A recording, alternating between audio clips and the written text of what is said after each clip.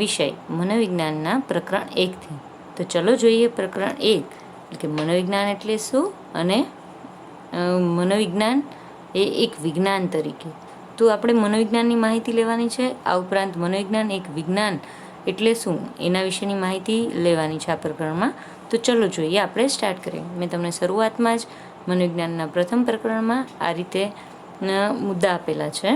તો આપણે જોઈશું આ વખતે આ વિડીયો લેક્ચરમાં પ્રસ્તાવના, મનોવિજ્ઞાનનો અર્થ, મનોવિજ્ઞાનની વ્યાખ્યાઓ, સર્વસામાન્ય મનોવિજ્ઞાનની વ્યાખ્યા અને વ્યાખ્યાની સમજૂતી ઉપરથી જે સર્વસામાન્ય વ્યાખ્યા ઉપરથી પાડવામાં આવેલા 4 મુદ્દાઓની સમજૂતી જોઈશું। તો શરૂઆતમાં આપણે જોઈએ પ્રસ્તાવના। તો મેં તમને મુદ્દા આપ્યા છે એટલે મુદ્દા પ્રમાણે તમે રીડ કરી લીધું હશે। તો ચલો આપણે પ્રસ્તાવનાને સમજવાની કોશિશ કરીએ। તો જોઈએ કે મનોવિજ્ઞાન એક વિજ્ઞાન તરીકે, મનોવિજ્ઞાનને વિષય અને વિજ્ઞાન તરીકે પ્રસ્થાપિત થયાને 135 વર્ષ જેટલો સમય પસાર થયો છે। કોઈ વ્યક્તિના જીવન માટે આ સમયગાળો ઘણો વધારે કહી શકાય, પરંતુ કોઈ વિષય માટે વધારે ન ગણાવી શકાય। એક રીતે કહીએ તો મનોવિજ્ઞાન હવે તેની શૈશવ અને બાલ્યાવસ્થા છોડી તરુણાવસ્થામાં પ્રવેશ્યું છે, તથા તરુણાવસ્થાની જેમ જ તે ઝડપથી વિકસતું એ વિજ્ઞાન છે। 21મી સદી જૈવ વિજ્ઞાનની સાથોસાથ મનોવિજ્ઞાનની પણ સદી બની રહેવાની છે। વર્તમાનમાં વિશ્વ અને માનવજાતિ જ્યારે અનેક પ્રકારની સમસ્યાઓ જેવી કે આતંકવાદ, યુદ્ધ, પૂર્વગ્રહો, ભાષા, કોમ, પ્રાંતના ઝઘડાથી ગ્રસ્ત અને ત્રસ્ત છે, ત્યારે આ બધાના ઉકેલમાં મનોવિજ્ઞાન ખૂબ જ મહત્ત્વની ભૂમિકા ભજવી શકાય છે તેવી સંભાવનાઓ ઉભરી રહી છે। આપણે જોયું છે કે અત્યારે અમેરિકા જેવા દેશો છે એમાં જે મેન્ટલ હેલ્થ છે એ વધારે ને વધારે છે લોકોની બગડતી જાય છે। તો ખાસ આ મનોવિજ્ઞાન વિષય એક એવો છે કે જેથી કરીને આપણે લોકોને ક્યાંક માનસિક શાંતિઓ આપી શકીએ છીએ।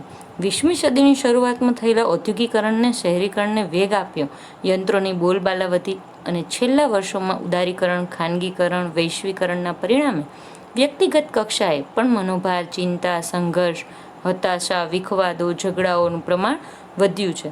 આધુનિક યુગમાં માનવી સમૂહમાં હોવા છતાં એકલતાનો અનુભવ કરે છે, બધી જ સમૃદ્ધિ હોવા છતાં આનંદ મેળવી શકતો નથી। આવી પરિસ્થિતિમાં માનવીના વર્તનને સમજી, તેની આંતરિક બાબતોને ઓળખી, તેને યોગ્ય દિશા આપી શાંતિ, સમૃદ્ધિ તરફ લઈ જઈએ તેવા વૈજ્ઞાનિક જ્ઞાનની જરૂરિયાત ઉદ્ભવી છે, જે આધુનિક સમયમાં મનોવિજ્ઞાન દ્વારા પૂર્ણ થવાની શક્યતાઓ દેખાઈ રહી છે। માનવજાતને વ્યક્તિગત અને વૈશ્વિક શાંતિ તેમજ સમૃદ્ધિની દિશામાં લઈ જવામાં મનોવિજ્ઞાન મહત્ત્વની ભૂમિકા ભજવા તૈયાર છે। ત્યારે મનોવિજ્ઞાન શું છે તે સમજવાનો આપણે પ્રયાસ કરીશું। તો હવે જોઈએ આપણે મનોવિજ્ઞાનનો અર્થ। તો કે મનોવિજ્ઞાનનો અર્થ છે એ કઈ રીતે મનોવિજ્ઞાનને એક વિષય વિજ્ઞાન તરીકે આપણે વ્યાખ્યાયિત કરી। તો પહેલાં એની વ્યાખ્યા અને સ્વરૂપ જોવાના છે। તો પહેલાં આપણે એની વ્યાખ્યા ઉપર, ડેફિનેશન ઉપર ફોકસ કરીએ। મનોવિજ્ઞાન એટલે કે આપણે અંગ્રેજીમાં એને સાયકોલોજી કહીએ છીએ। સાયકોલોજી શબ્દ છે એ ગ્રીક ભાષાના સાયકી અને લોગોસ શબ્દ ઉપરથી બનેલો છે, જેમાં સાયકીનો શબ્દનો અર્થ થાય છે આત્મા અને લોગોસનો અર્થ થાય છે વિજ્ઞાન। આમ શરૂઆતમાં શબ્દાર્થના આધારે મનોવિજ્ઞાનને આત્માનું વિજ્ઞાન તરીકે ઓળખવામાં આવતું હતું, પરંતુ વિજ્ઞાન તરીકે પ્રસ્થાપિત થવાની સફરમાં આત્મા પછી મન અને છેલ્લે ચેતનાને પણ છોડવી પડી અને મનોવિજ્ઞાન વર્તનનું વિજ્ઞાન બની રહ્યું। કારણ કે તમે એક ઉદાહરણ સમજી શકો કે આત્માને આપણે જોઈ શકતા નથી, તો જેને આપણે વિજ્ઞાન તરીકે પ્રસ્થાપિત ના કરી શકીએ। ત્યારબાદ આપણે ચેતનાનું મનોવિજ્ઞાન કીધું, તો જ્યારે આપણે ચેતનાનો પણ અનુભવ વ્યક્તિ પોતે કરી શકે છે પણ બીજાની ચેતનાઓને જોઈ નથી શકતું, એટલે ચેતનાની જે વિજ્ઞાન છે એ પણ આપણું જે વ્યાખ્યા છે એ ખોટી પડી અને છેલ્લે માનવીના ક્યાંક ને ક્યાંક વર્તનનું વિજ્ઞાન છે એ આપણે તપાસી શકીએ છીએ, એનું ઓબ્ઝર્વેશન કરી શકીએ છીએ, એટલે વર્તનનું વિજ્ઞાન છે એ સર્વશ્રેષ્ઠ સાબિત થયું। આમ જોઈએ છીએ કે માનવી જાગ્રત હોય કે સૂતો હોય, કામ કરતો હોય કે શાંતિથી બેઠો હોય, સમુદ્રના તળિયે હોય કે અવકાશમાં હોય, દરેક પરિસ્થિતિમાં પ્રત્યક્ષ જોઈ શકીએ અથવા ન જોઈ શકીએ તેવું કશું જ તે કરતો રહે છે। આ તેનું બાહ્ય અથવા તો આંતરિક વર્તન છે।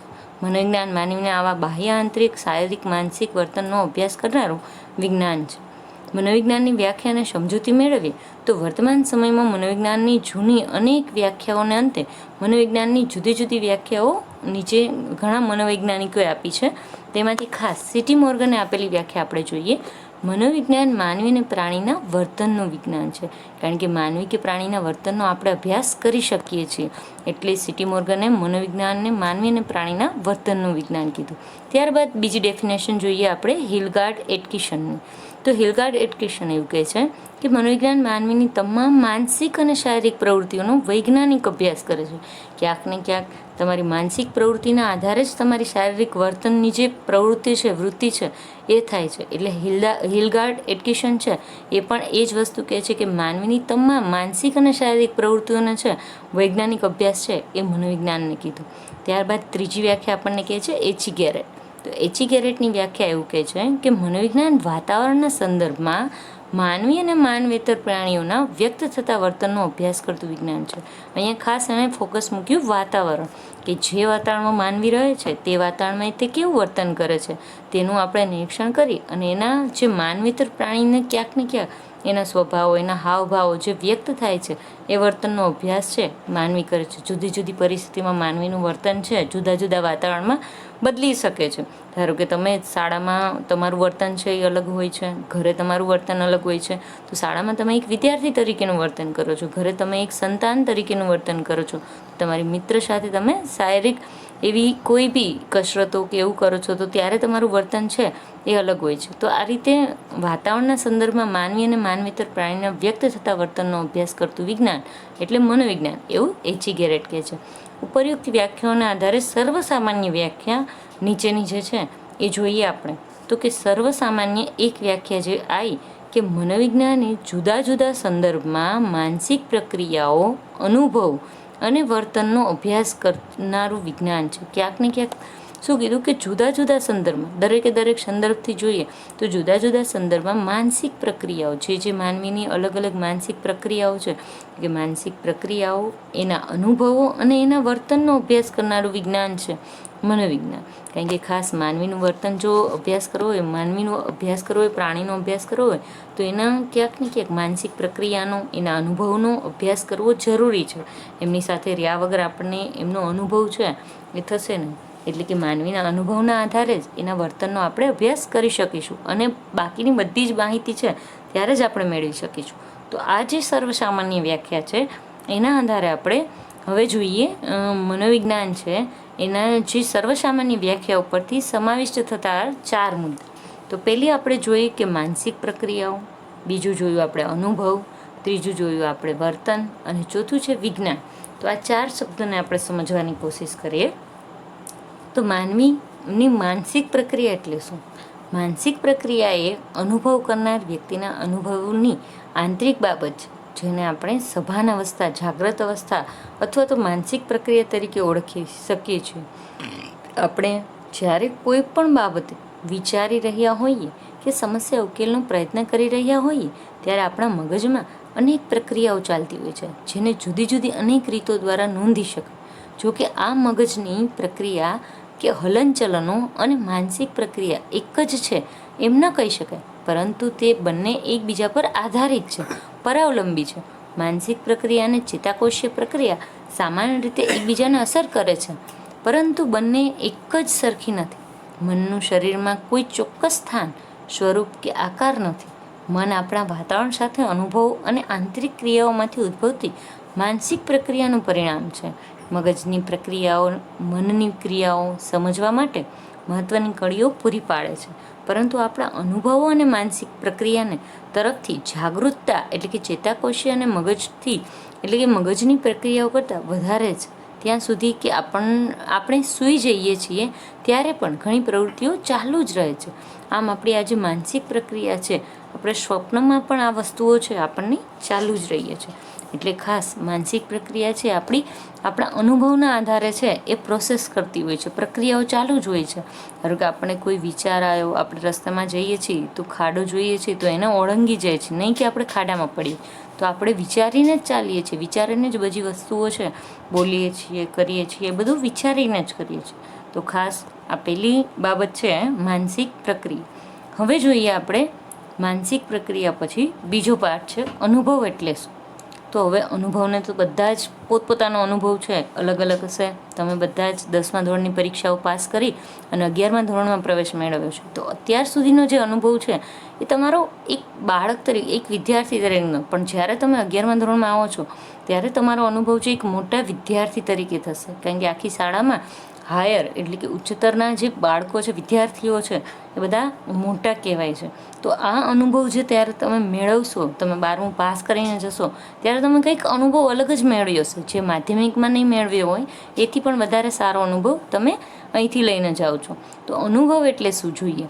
વ્યાખ્યામાં બીજો શબ્દ છે અનુભવ. મનોવિજ્ઞાન લોકોના અનુભવોનો પણ અભ્યાસ કરે છે. અનુભવ એ વ્યક્તિગત બાબત છે. આપણે જ્યાં સુધી અનુભવ કરનાર વ્યક્તિ કહે કે વર્ણવે નહીં ત્યાં સુધી તેનો અનુભવ વિશે સીધું જાણી શકતા નથી. દાખલા તરીકે અત્યારે શિક્ષક તમને ભણાવી રહ્યા છે ત્યારે તમારામાંના દરેક વિદ્યાર્થીને જુદો જુદો અનુભવ થઈ રહ્યો છે, પરંતુ જ્યાં સુધી કોઈ કહે નહીં ત્યાં સુધી બીજો વિદ્યાર્થી તેને જાણી કે સમજી શકે નહીં. આમ અનુભવ આપણી જાગૃતતા કે સભાનતા સાથે ગાઢ રીતે સંકળાયેલો છે, અને અનુભવના આધારે જ આપણે ઘણું બધું શિક્ષણ છે એ પ્રાપ્ત કરીએ છીએ. અનુભવ છે એ બેસ્ટ લર્ન છે આપણા જીવનમાં. અનુભવથી જ આપણે બધું શીખવીએ છીએ અને શીખીએ છીએ. હવે ત્રીજી બાબત આપણી વ્યાખ્યામાં આવી, વર્તન એટલે શું? વર્તનને કહેવાય છે બિહેવિયર. ઇંગ્લિશમાં આપણે કહીએ છીએ બિહેવિયર. તો કે વોટ ઇઝ બિહેવિયર? તો કે આપણે પ્રવૃત્તિઓમાં વ્યસ્ત રહીએ છીએ કે પ્રતિભાવ કે પ્રતિક્રિયા આપીએ છીએ તે આપણું વર્તન છે. આપણા વર્તન સરળથી શરૂ કરી જટિલ કક્ષા સુધીનું હોય છે. મનોવિજ્ઞાનમાં વર્તન કે ઉદ્દીપક અને પ્રતિક્રિયામાં જોડાણ તરીકે ક્યાંક ને ક્યાંક ઓળખવામાં આવે છે. હવે ઉદ્દીપક એટલે શું, પ્રતિક્રિયા એટલે શું, એ પણ હું તમને સમજાવું છું. તો જ્યારે શિક્ષક વર્ગખંડમાં પ્રવેશે ત્યારે વિદ્યાર્થીઓ વાતો કરતા હોય છે, પરંતુ શિક્ષકના આવવા સાથે બધા જ વિદ્યાર્થીઓ ઊભા થાય છે. અહીં શિક્ષક એ ઉદ્દીપક છે અને વિદ્યાર્થીનું ઊભા થવું તે પ્રતિક્રિયા છે. આવી ઘણી બધી બાબત આપણા દિવસ દરમિયાન ઘણા આપણી સામેથી ઉદ્દીપકો પસાર થાય છે અને આપણે એની પ્રતિક્રિયા આપીએ છીએ. ઘરે તમે લોકો હો તો મમ્મી કે પપ્પા કોઈ કાંઈ કામ ચીંધે છે તો એ જે કામ કર્યું એ તમે પ્રતિક્રિયા આપી કહેવાય, અને જે મમ્મી પપ્પા છે એ તમારી સામે તમારું ઉદ્દીપક છે. આમ ઉદ્દીપક પ્રતિક્રિયાના સ્વરૂપે વ્યક્ત થતું આ વર્તન ટૂંકા ગાળાનું, લાંબા ગાળાનું, આંતરિક અને બાહ્ય જોઈ શકાય તેવું અને ન જોઈ શકાય તેવું પણ હોઈ શકે છે. આપણી શારીરિક હિલચાલ, વર્તન જોઈ શકાય છે, જ્યારે વિચાર, તર્ક વગેરે માનસિક વર્તનો જોઈ શકાતા નથી.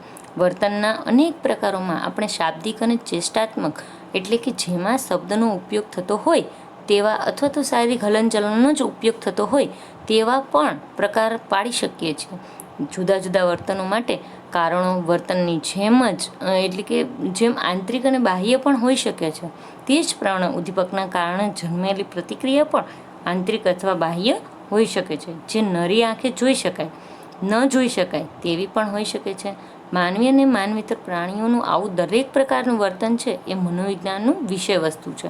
ખાસ દરેકે દરેક તમારા અનુભવો છે, તમારું વર્તન છે, એ દરેકે દરેક અનુભવ વર્તન એ મનોવિજ્ઞાનનો જ એક વિષય છે, અને એના આધારે જ આપણે આ જાણી શકીએ છીએ, બીજા પ્રાણી કે માનવીના વર્તનને જાણી શકીએ છીએ. હવે જોઈએ આપણે આગળ ચોથી બાબત કે વિજ્ઞાન એટલે શું? તો કે વિજ્ઞાન એટલે શું એમાં જોઈએ આપણે તો કે મનોવિજ્ઞાન વિજ્ઞાન છે. આપણે જોઈએ છીએ કોઈ પણ વિજ્ઞાનને સાબિત કરવા માટે ક્યાંક ને ક્યાંક સાબિતી જોઈએ. તો મનોવિજ્ઞાનને વિજ્ઞાન કહ્યું છે. તો વિજ્ઞાન એટલે વિશિષ્ટ પ્રકારનું જ્ઞાન અથવા જ્ઞાન મેળવવા માટે ઉપયોગમાં લેવામાં આવતી વિશિષ્ટ પદ્ધતિ. કોઈ પણ વિષય જ્યારે અભ્યાસમાં ચોક્કસ અને પદ્ધતિસરની રીતનો ઉપયોગ કરે ત્યારે વિજ્ઞાન બને છે. વિજ્ઞાનના લક્ષણો પુનરાવર્તન અને પરિવર્તન, નિયંત્રણ, વસ્તુલક્ષિતા, માનવી અને પ્રાણીઓના વર્તનના પ્રયોગશાળામાં અને કુદરતી વાતાવરણમાં અભ્યાસ દરમિયાન મનોવિજ્ઞાન વૈજ્ઞાનિક પદ્ધતિઓ ઉપયોગ કરી જ્ઞાન મેળવે છે. આથી મનોવિજ્ઞાન વિજ્ઞાન છે. વિજ્ઞાનનું આ જે લક્ષણ છે ખાસ કરીને પુનરાવર્તન, પરિવર્તન અને નિયંત્રણ અને વસ્તુલક્ષિતા, એના આધારે જ છે વિજ્ઞાન અને વિજ્ઞાન સાબિત થાય છે. ક્યાંક ને ક્યાંક માનવીના વર્તનને છે તપાસવા માટે વારે વારે એનું પુનરાવર્તન કરવું પડે છે. એમાં કંઈક પરિવર્તન લાવવા માટે ઘણા બધા નિયંત્રણો લાવવા પડે છે, અને વસ્તુલક્ષિતા એની સત્યતા સાબિત કરવી પડે છે. ત્યારે જ આપણે વિજ્ઞાનને વિજ્ઞાન તરીકે સાબિત કરી શકશું.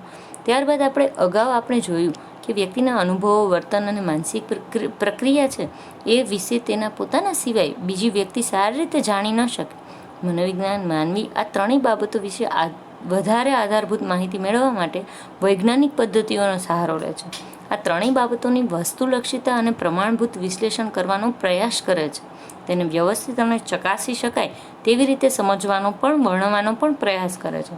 આમ જુદી જુદી વૈજ્ઞાનિક પદ્ધતિના આધારે એ અભ્યાસ પદ્ધતિ દ્વારા ક્યાંક ને ક્યાંક મનોવિજ્ઞાનને એક વિજ્ઞાન તરીકે સાબિત કરે છે. આ મનોવિજ્ઞાનની વ્યાખ્યાના 4 શબ્દો માનસિક પ્રક્રિયા, અનુભવ, વર્તન અને વિજ્ઞાનને સમજવાની મનોવિજ્ઞાન વિશેની પ્રાથમિક સમજ છે એ મેળવી શકાય છે.